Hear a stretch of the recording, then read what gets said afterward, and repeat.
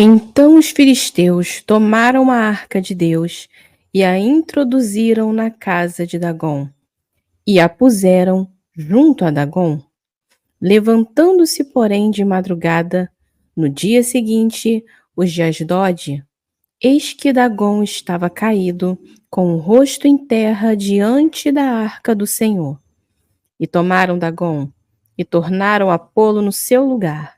E levantando-se eles de madrugada, no dia seguinte, eis que Dagom estava caído, com o rosto em terra, diante da arca do Senhor. E a cabeça de Dagom e ambas as suas mãos estavam cortadas sobre o limiar, somente o tronco ficou a Dagom. Até quando, ó Iarro, o opressor vai blasfemar? O inimigo vai desprezar teu nome até o fim. Porque retiras a tua mão e mantens tua direita escondida no peito. Tu, porém, ó Deus, és meu rei desde a origem, quem opera libertações pela terra. Tu dividiste o mar com teu poder, quebraste as cabeças dos monstros marinhos das águas. Tu esmagaste as cabeças do Leviatã, dando-o como alimento às feras selvagens. Tu abriste fontes e torrentes, tu fizeste secar rios inesgotáveis. O dia te pertence e a noite é tua. Tu firmaste a luz e o sol. Tu puseste todos os limites da terra. Tu formaste o verão e o inverno. Lembra-te, Iarro, do inimigo que blasfema, do povo insensato que ultraja o teu nome.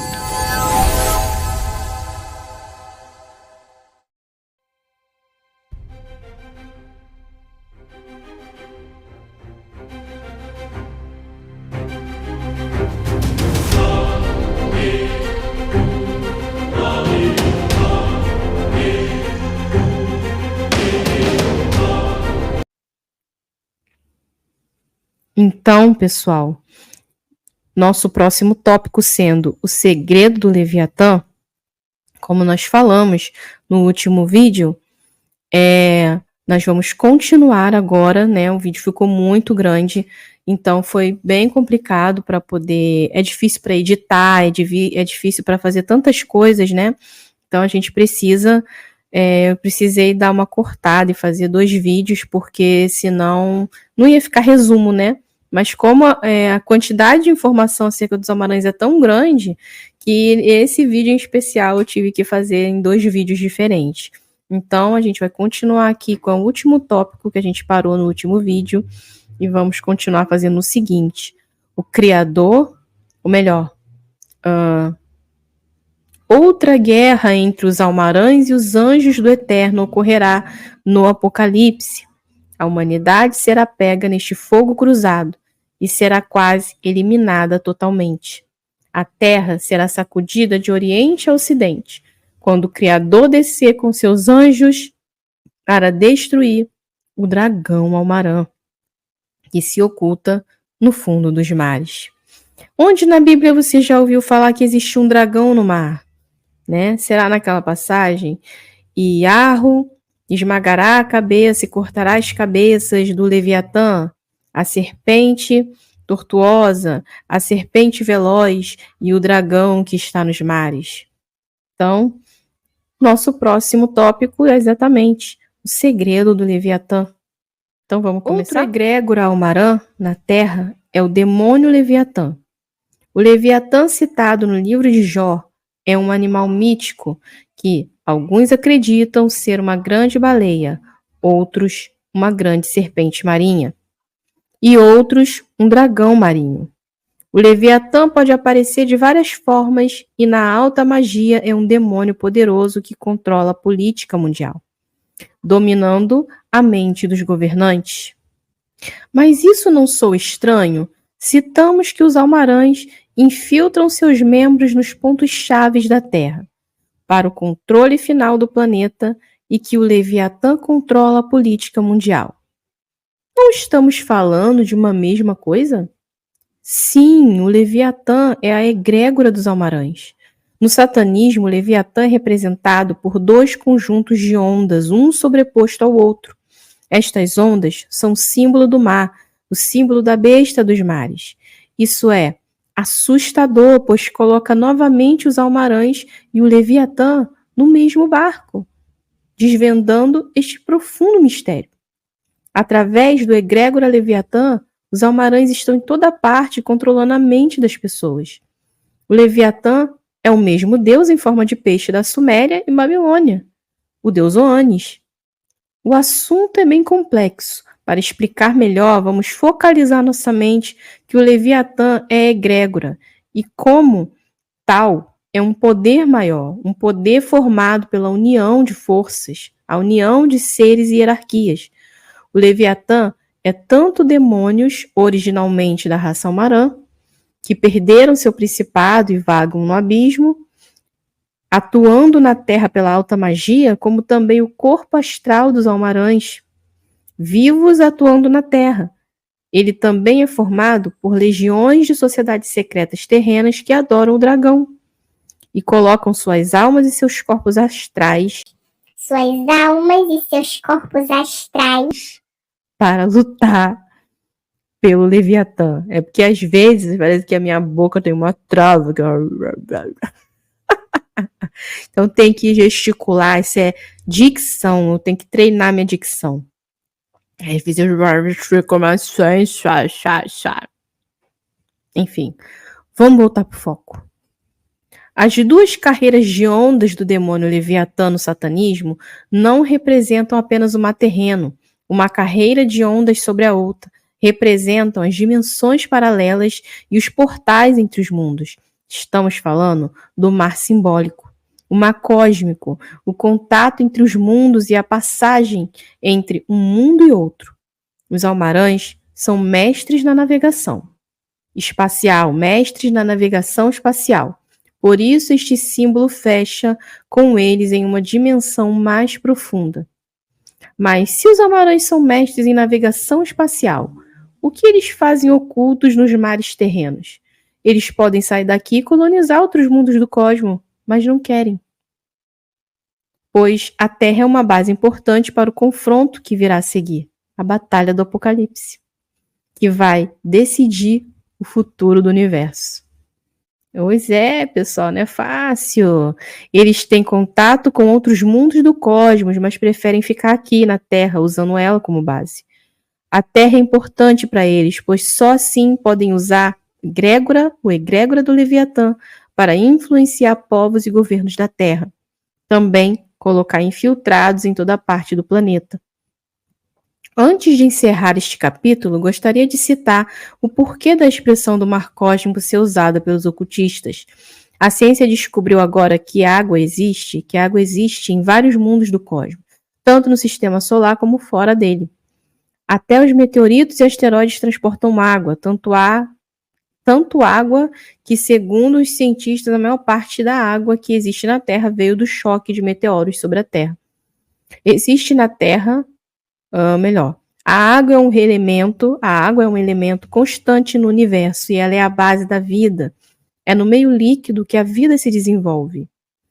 Desde os organismos mais primitivos até os mais complexos, a vida na Terra surgiu graças à água e isso também ocorre em vários mundos do cosmos. A água levando a vida, o mistério da água criando mundos. Os místicos, por isso mesmo, usaram o mar como símbolo do cosmos.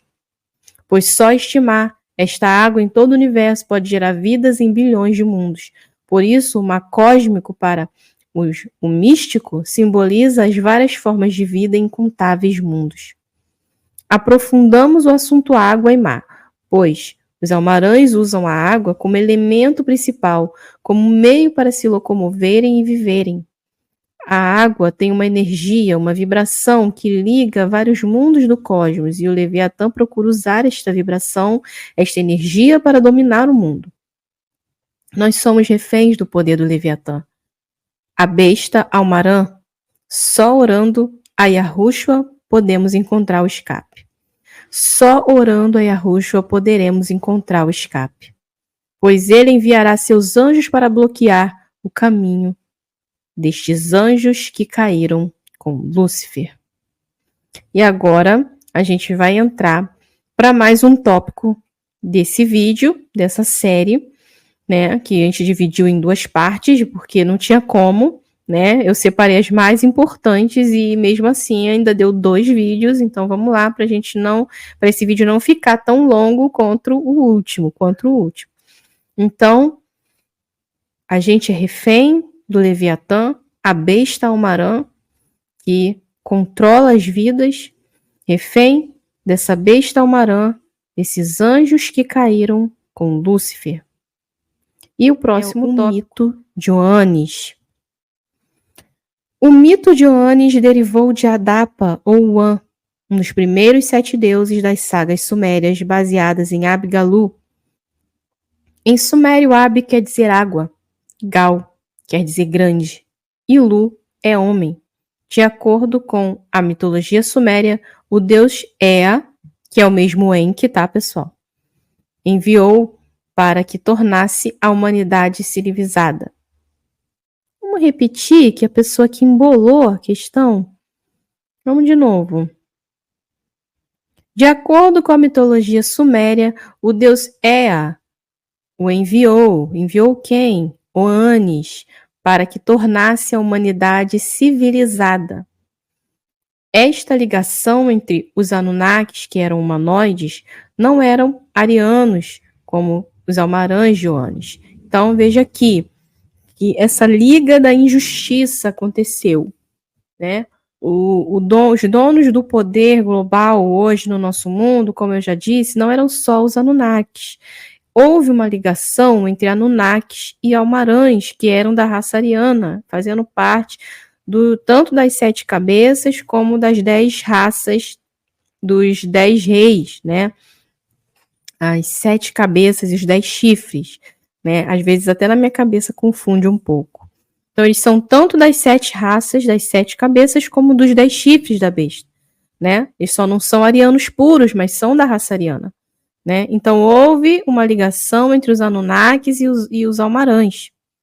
Esta ligação entre os Anunnakis, que eram humanoides e não eram arianos, como os almarãs de Oanes, mostra que havia uma liga de extraterrenos para controlar o planeta.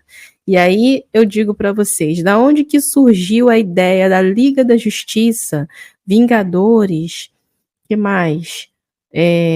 X-Men, né? Quarteto Fantástico, da onde que surgiu essa ideia de liga, né? Isso aí, pessoal. Então, os almarães de Oanes, eles eram arianos, os Anunnakis não. Os Anunnakis eram de Sírios, eram de Nibiros. Então, mostra que havia uma liga de extraterrenos para controlar o planeta. Isso não é anormal. Sempre existiu aliança entre arianos e outros povos. O povo que habitou a Mesopotâmia e era chamado de Sumério veio da Lemúria, quando o grande continente afundou no vasto território que ia do Oceano Índico ao Pacífico. E isso eu falo com mais detalhes lá na playlist das 7 raças, quando chega na a sétima e última raça, que é justamente os Anunnakis. E a série dos Anunnakis tem diversos vídeos também. São 9 vídeos de estudo completaço para você sobre os Anunnakis. E lá eu falo justamente sobre a origem do povo sumério, tá bom? Que é como está aqui escrito. E eles são sobreviventes da Lemúria, né? Que afundou num vasto território que ia do Oceano Índico ao Pacífico. Os peles vermelhas ou melhor, eu pulei aqui uma parte. Era um povo que parecia vermelho. Tinha o DNA parecido com os peles vermelhas. Eles pareciam vermelho. Os sumérios, eles pareciam vermelhos. Eles tinham o DNA parecido com os peles vermelhas, pois em Lemúria foi criada a raça vermelha. Lá em Lemúria tinha a raça vermelha e tinha também os amarelos, que tiveram influência dos povos que veio de Marte, né?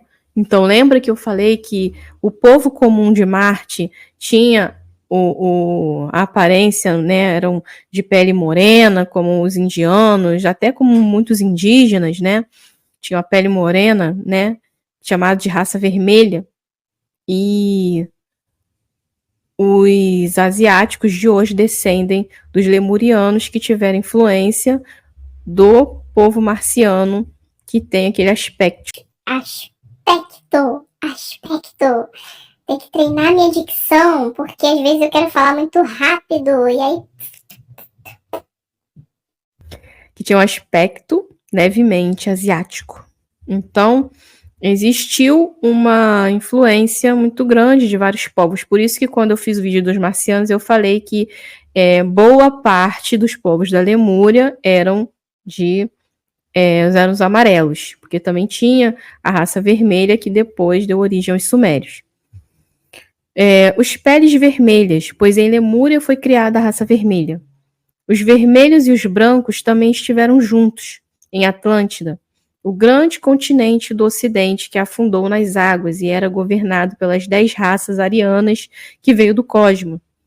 Mas a população em geral era formada por vermelhos. Então, lá na Atlântida já eram os arianos e os vermelhos.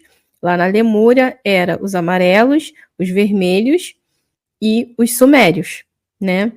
Ou melhor, os vermelhos que depois os sobreviventes deram origem ao povo sumério, né? É uma confusão muito grande, é muito complexo toda essa história, mas eu acho que dá para a gente ter uma noção, assim. Então vamos lá. Em Atlântida, o grande continente do Ocidente que afundou nas águas era governado pelas 10 raças arianas, que são os 10 chifres da besta, que veio do cosmos, mas a população em geral era formada por vermelhos, como os indígenas de hoje, né? Os de antigamente, que viviam lá no meio do mato, né? Os pele vermelha. Continuando. Tanto que eles fugiram para o continente americano quando a Atlântida submergiu nas águas. Antes de Colombo descobrir o Novo Mundo, já havia o povo vermelho no sul do México que criou a cidade de Aztlán, que alegaram terem vindo do Oriente, do grande continente que afundou, ou seja, da Atlântida. Interessante que esse povo do sul do México criaram a cidade de Aztlán, muito parecida com a Atlântida, né? Aztlán. O povo vermelho sempre estava junto com o povo ariano ou branco. Por isso, não era de admirar que os almarães estavam trabalhando com os Anunnakis, que comandavam o povo vermelho sumério, e os almarães comandavam o povo vermelho aqui no Ocidente, nas Américas. Os sumérios foram chamados de vermelhos por terem vindo da Lemúria, mas eles tinham o DNA alterado por experiências realizadas pelos Anunnakis. Por isso, não tinha características do pele vermelho autêntico. Houve mudanças de DNA e depois, quando os semitas de Adão saíram do Éden e se casaram com os sumérios, com as sumérias, o DNA sumério foi praticamente extinto. Então, esse é mais um tópico a respeito aqui do mito de Oannes, e tem algumas informações aqui que eu vou pular, que está lá, né? Se você vai falar aqui da Rainha Poabi, do Sumério, das questões arqueológicas, da existência desse povo, algumas matérias sobre Zecharia Sitchin e tudo que ele descobriu. E tudo isso está completinho lá na série dos Almarães, em todos os 6 vídeos. Então, eu vou pular aqui para uma parte mais importante e interessante para resumir esse vídeo. Então, eu vou falar aqui agora. O contato dos sumérios com os Anunnakis, que acontecia nos zigurates através do sexo ritual entre prostitutas sumérias e aliens, produziu a geração dos Néfilins. Por isso é tão importante estudar esse DNA. É claro que nem todo sumério tinha DNA Néfilim, mas o mistério do povo sumério tem que ser revelado, pois assim também saberemos sobre um tempo em que os aliens controlaram a raça humana. É muito interessante. Então, esse contato dos Anunnakis com o povo sumério, através de sexos rituais que eles faziam com as prostitutas rituais para fazer a geração dos Néfilins, é importante estudar. Mas nem todo o sumério tinha o DNA Néfilin. Então, tudo isso fazia parte do controle deles sobre o mundo. Então, vamos ver aqui o restante. Aqui vai ter mais uma matéria que não cabe aqui agora, né? Que tá, como eu falei, tá completo lá na série sobre os Amarães. E agora a gente vai entrar em mais um tópico aqui. O mistério dos sumérios está longe de ser revelado, mas é um mistério profundo, pois mistura a ação dos Anunnakis e dos Almarães sobre a Terra. Como já citamos, os Anunnakis eram humanoides, uma mistura de humanos com reptilianos, e os Almarães eram arianos, mas também tinha uma mistura reptiliana no DNA deles, só que em menor grau que os Anunnakis. Então, os Almarães, eles também fizeram uma hibridização com o reptiliano, mas foi em menor grau do que o dos Anunnakis, que era muito maior. Segundo o rastro dos Peixoanes, vemos que houve ligação entre os Almarães e os Anunnakis.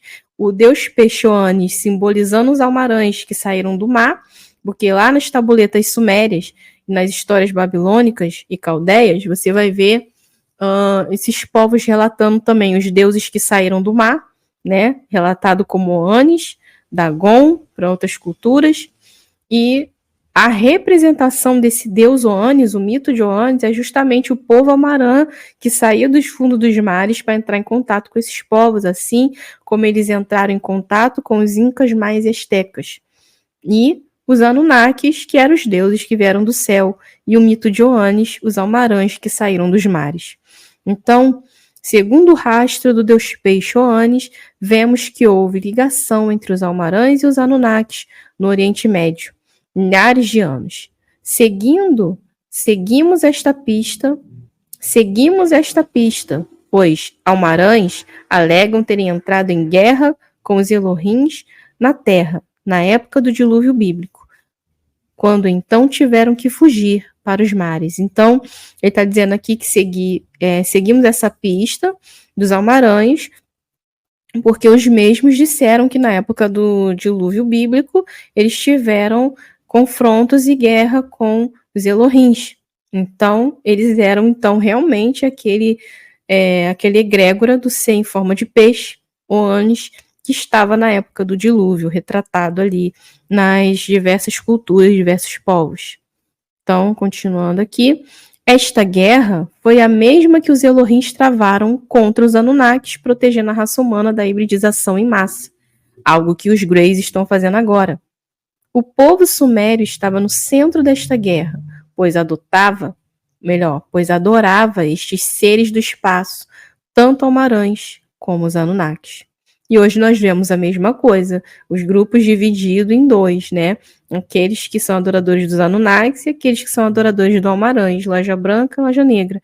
Embora também dentro da loja branca existam Anunnakis que seguem a loja branca, porque tinha essa ligação. Então, e também tem Almarãs que seguem a loja negra, tá, pessoal? Tem Almarãs que são ligados aí com a magia negra, com outras coisas também. Tem muitas das raças arianas tem ligação aí com rituais pesados. Então é uma mistura só, é uma coisa, né? Tudo os filhos do dragão. Não tem muita diferença. O mistério se torna ainda mais profundo quando notamos que a besta do Apocalipse tinha 7 cabeças. E como citamos neste capítulo, os deuses primordiais sumérios eram em 7. Eram em 7, pessoal. 7 planetas, 7 deuses. Número de 7. Como Anis não era de Nibiros, era Almarã, e os Almarãs vieram de Vênus, lembra do sistema solar? Todo mundo diz que os nomes dos deuses dos planetas do sistema solar foi em homenagem aos deuses Vênus, Júpiter, Marte, tudo nome de deuses do panteão grego-romano, né? Isso tem a ver, agora a gente descobre o porquê disso. o porquê que em Marte tinha Marduk, o deus da guerra, né? O porquê que os marcianos, as artes marciais, os guerreiros, o porquê que os Anunnakis, que são de Sírios, de Nibiros, também de um outro sistema, de um outro planeta. E aí nós temos a ligação com os almarães de Vênus, do mistério da queda de Lúcifer, e o povo que seguia Lúcifer como uma representação desses planetas. E aí o autor indaga aqui para nós, será que os outros deuses deste panteão, Júpiter, Saturno, Netuno, Urano, representavam povos diferentes do cosmos, que hoje esses planetas, como a gente falou no primeiro vídeo dessa série, que esses planetas do sistema solar um dia já tiveram vida e tiveram seus próprios apocalipses. Então, o número do panteão sumério era em número de 7. 7 raças da besta do apocalipse. Como Anis não era de Nibiros, era Almarã, será que os outros deuses deste panteão também não representam povos diferentes do cosmos? Fica aí para você pensar. O mito de Anis nos leva a mergulhar fundo nos segredos da gênese humana. Para muitos, é loucura afirmar que o Anis continua na Terra através das cidades submarinas almarãs. Os almarãs, e eles voltarão a invadir o planeta, a Terra seca. Repetindo, os almarãs, eles voltarão a invadir o planeta, a Terra seca, quando o reinado do anticristo começar. O que mais nós temos aqui? Isso me lembra Damaston, o gênio da alta magia que é representado por uma figura de peixe, como peixe do zodíaco. O nome Adamaston nos lembra da criação de Adão, o primeiro homem semita. Tratando de um paralelo, ou melhor, traçando um paralelo, começamos a desvendar pistas mais profundas no papel dos almarães, na formação de vários segmentos do DNA humano. A Bíblia cita que o dilúvio ocorreu porque as pessoas estavam corrompidas, casavam-se e davam-se em casamento. Desde quando casar é pecado para a Bíblia? Este tipo de casamento, que levou quase à extinção da espécie humana, não era normal. Era casamento ritual entre humano e um alien, seja Almarã, Anunnaki ou qualquer outra raça do cosmos. Como os casamentos de fadas, né? Os casamentos de contos de fada. Mas é uma retratação disso. O dragão de Apocalipse 12 estava por trás de tudo. Isso, repetindo, o dragão de Apocalipse 12 estava por trás de tudo isso, pois ele sabia que a raça adâmica, o ser humano que saiu de Adão, governaria a terra e o cosmos com o advento de Abraão. Por isso, o dragão semeou sua semente daninha sobre o DNA humano, criando raças híbridas, e isso levou a humanidade ao dilúvio. O dragão nunca desistiu de seus planos de criar a raça híbrida. Ele continua a fazer isso através dos Greys. E isso nos lembra a passagem de Yahushua sobre o joio, semeado junto com o trigo. O DNA alienígena se espalhou por todas as raças, inclusive a raça adâmica, através da tribo de Dan. E isso tudo é muito grave. Os almarãs, ocultos no Triângulo das Bermudas, do Dragão, Antártica e Atol de Palmira, vêm a tempo contribuindo com o dragão em seu plano para exterminar o DNA humano. Então, a gente vai passar agora para os últimos tópicos desse vídeo, porque foi difícil resumir, pessoal, foi difícil, mas a gente vai conseguir. A gente vai conseguir, nem que a gente tenha que fazer aí a gente vai conseguir fazer aí em 2 partes, a gente fez em 2 partes, né, porque não tinha condições. Então, vamos lá, vamos partir agora para os 2 últimos tópicos desse vídeo sobre os almarães, a terceira cabeça da besta. Vamos lá. Deixa eu procurar aqui a parte que eu grifei, separei. Então, vamos lá. Vamos passar para o penúltimo tópico dessa live, desse vídeo, desse estudo, que eu tentei resumir o máximo que eu consegui. A besta surge dos desvios que existem dentro de diversas religiões, surgindo a brecha, a fênix, o caos. Ordens ocultas surgem destas religiões, e com isso surge a besta, o egrégora controlada por forças aliens, forças de outros mundos, pois a essência da besta não é terrena. É claro que em todas estas religiões existem pessoas, e aqui ele está falando sobre a prostituta embebida com sangue. No Apocalipse, que é o egrégora de várias religiões que estão envolvidas com esses aliens. Então, por isso que ele está falando aqui das religiões agora, sobre a prostituta do Apocalipse, né? Que engloba todas as religiões que idolatram essas forças alienígenas, essas ordens ocultas que criaram essas religiões. É claro que em todas essas religiões existem pessoas que vão ser salvas, e existe o joio. É do joio, é dos seguidores que deixam brecha para o caos, que surgirá o poder do mal. A besta do abismo é a mesma besta do mar, pois João a viu na areia da praia.